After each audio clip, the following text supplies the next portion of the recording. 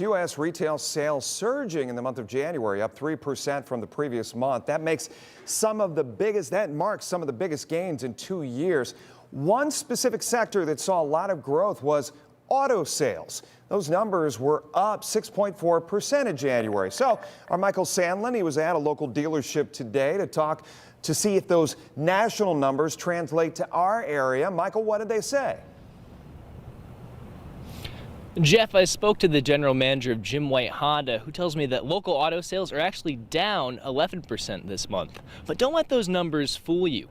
They're still up over 50% compared to January of 22, a huge upswing from those pandemic lows. But some customers that I spoke to tell me that those inflated interest rates are causing some sticker shock.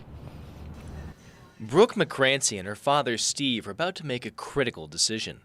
They're considering buying a new car after her last one died on the side of the road. It's kind of my only option, but it's kind of fun to see kind of what different cars are out there. They're just two customers and a growing number of people returning to auto dealerships as the industry begins to see a bounce back all over the country. It was a great sales for January, and it's been a great February so far. So we're really excited about the upcoming year.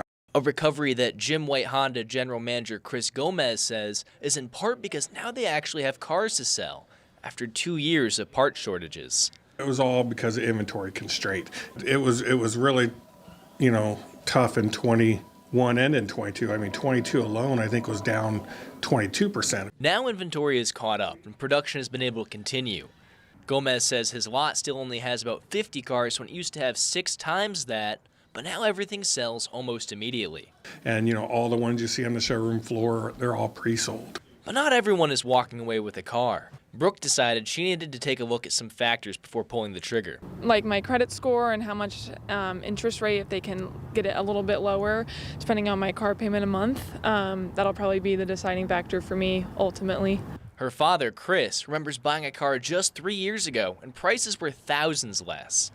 He says now interest rates have been hiked so high, it makes the market more challenging for people like his daughter. Hopefully eventually rates come down, car prices can come down, and the next group that looks to buy a car down the road won't have to pay as much.